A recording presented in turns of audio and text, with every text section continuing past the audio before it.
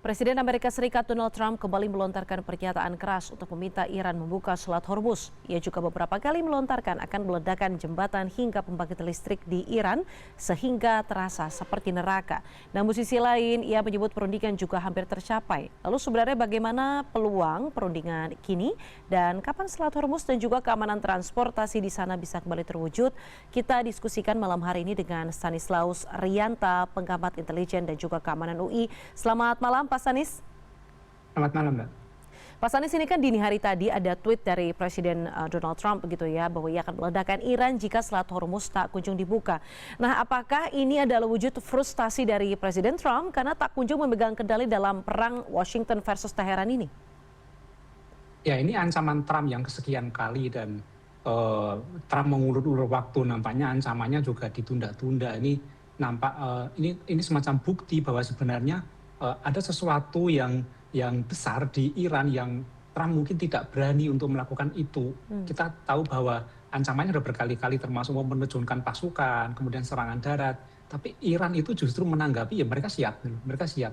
Dan saya yakin kalau misalnya Trump nanti mengancam akan meledakkan jembatan, akan meledakkan sumber-sumber energi, Iran juga pasti akan siap menghadapi itu. Nah, inilah yang membuat Trump akhirnya semacam tarik ulur, karena yang diancam itu bukan seperti anak kecil diancam akan takut, tapi yang diancam itu siap untuk menghadapi ancaman. Ini yang membuat Trump akhirnya berpikir ulang melakukan itu atau tidak.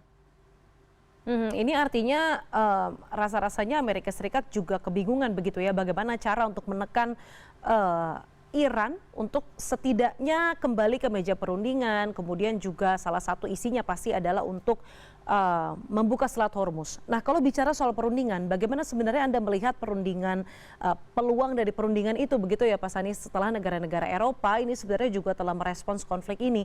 Tapi kita ketahui bersama bahwa rasa-rasanya belakangan ini hubungan antara negara-negara Eropa dengan Washington ini memburuk begitu ya. Ya, tentu tidak mudah berunding dengan Iran, apalagi karena Amerika telah melakukan serangan terlebih dahulu. Nah, ini akan tidak mudah, dan Iran sudah mengecap berkali-kali mengatakan bahwa Amerika berbohong. Nah, kita lihat negara-negara Eropa, lihat negara-negara NATO. Saya yakin bahwa NATO juga tidak akan langsung membela Amerika, karena negara-negara NATO itu berada dalam jangkauan peluru kendali Iran. Berbeda dengan Amerika yang jauh dari peluru kendali Iran. Tentu negara-negara NATO akan berpikir ulang kalau nanti menghadapi atau membela Amerika, tentu tidak akan pasti akan resikonya pasti juga akan dihadapi oleh negara-negara tersebut. Nah, terkait dengan perundingan, saya yakin bahwa di balik perang ini pasti akan ada penghubung-penghubung yang sedang melakukan pendekatan dan melakukan perundingan. Tetapi kan Amerika punya banyak syarat, Iran juga punya banyak syarat. Nah, ini menyeimbangkan syarat inilah yang sekarang sedang dilakukan itu. Tapi kalau melihat dari karakter Trump, saya melihat bahwa nanti perang selesai atau berhenti bukan karena masalah perundingan atau senjata, tapi justru tekanan dalam negeri yang cukup kuat, tekanan ekonomi yang cukup kuat, dan Trump tidak mau kehilangan muka. Dia pasti ketika nanti mengakhiri perang, dia akan mengatakan kami telah melakukan perang dan kami telah menang, maka kami akan menghentikan perang. Itu kan yang pernah diucapkan bahwa setelah menang dia akan mundur.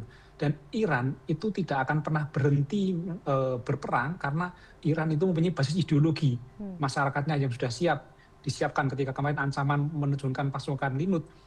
Iran membalasnya dengan mengatakan sudah menyiapkan 1 juta pasukan. Dan ini tentu tidak mudah bagi Trump untuk terus membuat ancaman-ancaman kepada Iran. Ini menarik begitu ya Pak Stanis, karena kita lihat betul begitu ya bagaimana Amerika Serikat ini rasa-rasanya sudah apa kita bisa bilang ya, hanya mempertahankan gengsi begitu ya, karena tujuan perangnya menjadi tidak jelas kalau bicara soal pergantian rezim, kemudian perusakan beberapa sumber energi dan lain sebagainya, itu diklaim Trump itu juga sudah dilakukan begitu. Tapi kembali lagi soal perundingan, bahwa kita tahu betul bahwa ada pintu-pintu yang sedang dicoba untuk dibuat, tapi sekali lagi Pak Stanis sudah menyoroti begitu ya, Amerika Serikat punya banyak syarat, begitu juga dengan Iran, terlebih Khamenei terbunuh begitu ya.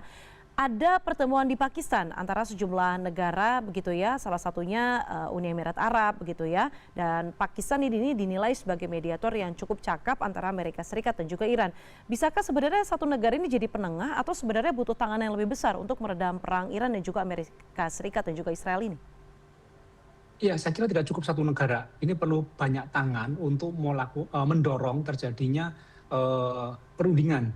Dan sebenarnya Amerika itu kan sedang mengalami kesulitan. Kita tahu kemarin banyak pejabat dari militer yang dihentikan oleh Trump. Sebenarnya ada pertentangan juga di dalam Amerika terkait perang ini. Dan Trump menghadapi kesulitan, dua kesulitan, yaitu kesulitan menghadapi Iran yang susah ditebak dan kesulitan di militernya yang ternyata tidak kompak atau mungkin tidak sesuai dengan keinginan Trump sehingga dia diganti. Dan dalam disiplin intelijen sebenarnya kalau kita mau menang perang itu kita harus mengetahui apa kekuatan musuh, dan ini yang tidak bisa dilakukan oleh Amerika karena Iran itu salah satu negara yang sangat sulit dibaca kekuatannya termasuk intelijennya, militernya dan senjatanya, sehingga kemarin tertembak pesawatnya, kemudian sekarang ada pilot yang sekarang sedang dicari-cari. Betul. Ini menunjukkan bahwa sebenarnya Iran itu tidak mudah ditaklukkan. Ya kita tidak membela Iran atau Amerika, kita membela perdamaian dunia, kita membela kemanusiaannya. Kita berharap ini selesai. Berhentilah untuk adu senjata, tapi tidak mudah dan saya kira harus didorong oleh beberapa negara. Dan menurut saya kuncinya malah bukan negara Eropa. Kunci dari perang ini supaya Amerika bisa berhenti sebenarnya adalah Israel. Mhm. Pak Sani, saya ingin bertanya suatu hal yang menarik begitu ya. Kita tahu betul bahwa seringkali termasuk dengan serangan yang membunuh Khamenei begitu, kita ingat itu Amerika Serikat dan juga Israel menyerang tanpa ada peringatan. Tetapi ketika ingin menyerang Selat Hormuz dan belakangan ini ancaman-ancaman terus dilakukan. Apa yang Anda baca dari gelagat Amerika Serikat ini? Apakah memang ini ingin mengklaim kemenangan hanya omong kosong semata atau seperti apa? Atau memang Amerika Serikat ini hanya tengah menahan diri sambil menyiapkan strategi sih sebenarnya Pak Sanis? Ya kalau dalam mau menaklukkan negara itu yang pertama diserang adalah pemimpinnya. Pemimpinnya ditaklukkan dulu seperti yang dilakukan di Venezuela. Mungkin Amerika masih terlena atau merasa jumawa dengan berhasilnya dia menguasai Venezuela. Jadi setelah pemimpinnya, ketika pemimpinnya sudah dikuasai lalu ternyata masih melawan, lalu kemudian yang diserang adalah pangkalan-pangkalan militernya. Tapi kalau masih melawan juga, makanya yang diserang adalah biasanya logistik, kemudian infrastruktur. Makanya ini kan sudah sampai tahap 3 ya, pemimpinnya sudah diserang, kemudian pangkalan-pangkalan militer juga sudah diserang. Tapi Iran masih melawan. Sekarang ancaman ketiga adalah menyerang logistik kan, dia pangkalan pusat-pusat energi, kemudian dengan jembatan-jembatan. Tapi Iran juga masih melawan. Ini karena Iran punya kekuatan lain, yaitu kekuatan ideologi. Yang inilah yang tidak bisa ditaklukkan oleh Amerika. Makanya posisi ini cukup sulit membandingkan atau siapa menang siapa kalah. Tapi yang jelas kalau masih ada pertempuran itu akan lama. Makanya harus segera dihentikan tidak dengan cara senjata tapi dengan cara-cara perundingan.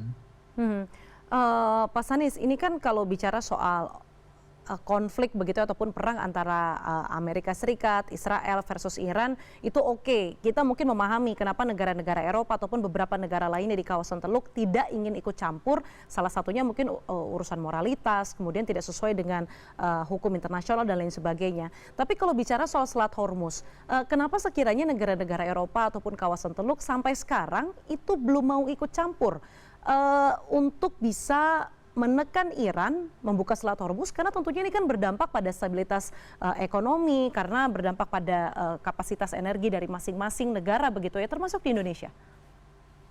Tentu ketika nanti negosiasi atau berbicara dengan Iran juga akan menyampaikan syarat pasti. Nah mungkin daripada kejebak di dalam syarat-syarat itu, misalnya nanti kejebak di syaratnya Amerika atau di syaratnya Iran, maka banyak negara memilih wait and see. Karena berat nanti ketika misalnya negosiasi dengan Iran, oke, apakah boleh saya lihat? Iran pasti akan menyampaikan syarat-syaratnya seperti ini, A, B, C, D. Sama juga ketika nanti membela Amerika juga pasti akan ada syarat-syarat. Dan ini cukup berat.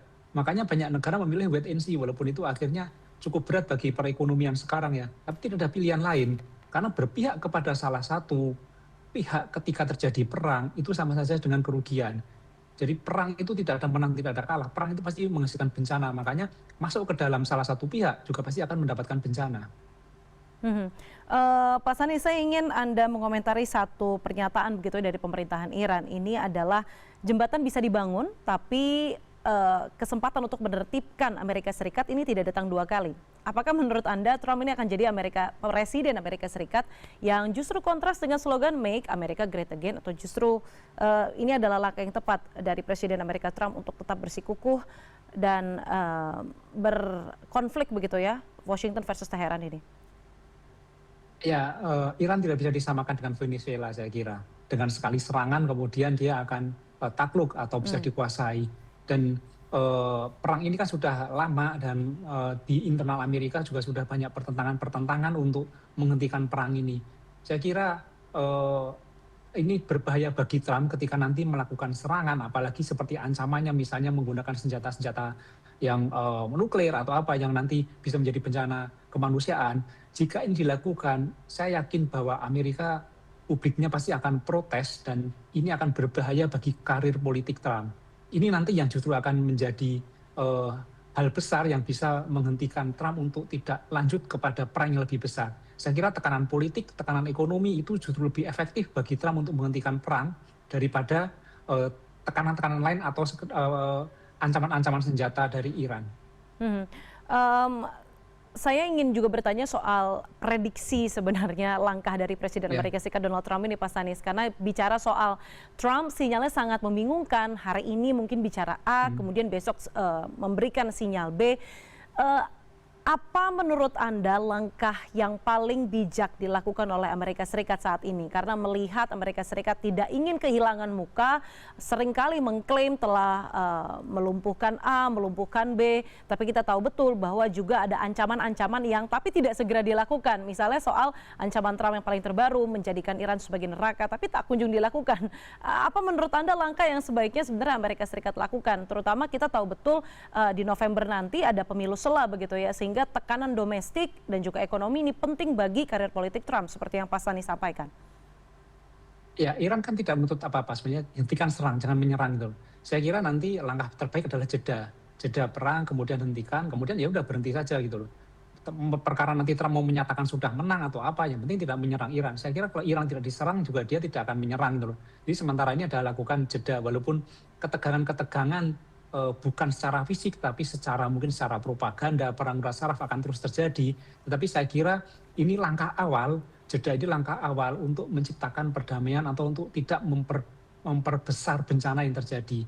Jadi memang Trump adalah salah satu presiden yang sangat sulit ditebak dan ketidakpastiannya sangat tinggi. Tapi saya kira ketika banyak tekanan, terutama tekanan politik atau tekanan ekonomi, dia pasti akan berpikir ulang. Karena kita tahu bahwa Trump latar belakangnya adalah pebisnis. Ketika nanti para pebisnis Amerika yang mempunyai bisnis banyak sekali di Timur Tengah, termasuk pengusaha-pengusaha minyak ini menekan dia, saya kira ini bisa lebih efektif daripada ancaman-ancaman dari Iran. Tentu America First harus dipertimbangkan oleh Trump begitu ya, termasuk dari kebijakan-kebijakannya. Terima kasih telah berbagi perspektif dan juga pandangan Anda, pengamat intelijen dan juga keamanan UI Stanislaus Rianta malam hari ini di Prime News. Terima kasih Pak Stanis. Terima kasih.